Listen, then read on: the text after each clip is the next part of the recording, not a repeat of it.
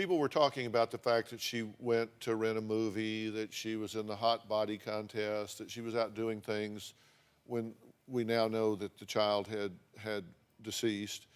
And you said this flowed from her PTSD.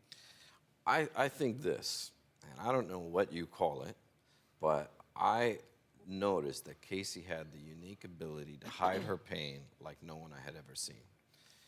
I would go and visit her in jail where she was on lockdown because of her status, 23 hours a day in a 4x6 cell, and the girl was happy like she was at a picnic.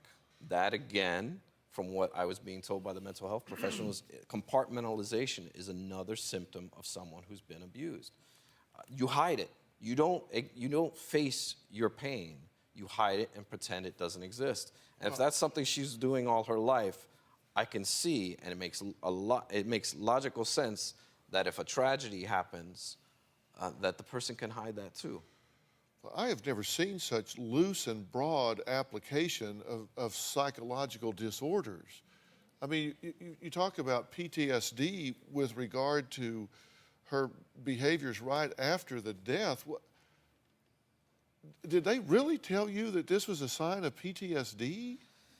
You know, I don't, like I said, I don't pretend. About that. Right, I don't pretend to the. No, you said somebody else told you that. Right, the mental health professionals. They told you this was a sign of PTSD? Yes, yes. Do you know what PTSD is? Yes, I do. Well, I know the general application. Well, of it, I made a graphic so we could look at it. It's anxiety disorders after a traumatic experience. You feel others are in danger. You have recurring fear, anxiety, confusion, strong emotions. Your brain changes. It lasts for weeks at a time. This something to do with like going out and acting like nothing happened. Quite the contrary. You relive a traumatic event and you have strong, debilitating anxiety and paralysis and a reliving of events.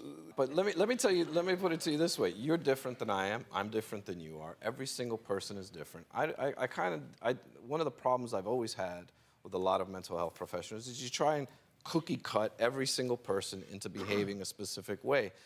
Granted, there are generalities and there are things that a lot of people, categories that a lot of people fall into, but what do you do with that one person who's different, who has different issues? A broken leg's a broken leg. You Absolutely. say you're different, I'm different, Absolutely. But you get an x-ray, that's a broken leg or it's a broken leg. It's not like, hey, we're all different. So let's get to the key issue here, is there a murder or isn't there?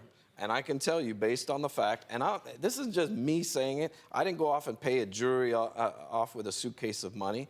They sat there and listened to every single piece of evidence, saw the witnesses in person, not on TV, not on the news or hearing the sound bites, and they came to a specific conclusion. But they didn't listen to evidence. There was no evidence that George molested her, which was a prong of the defense. There was no evidence to that. You just told a story. Ready to get real?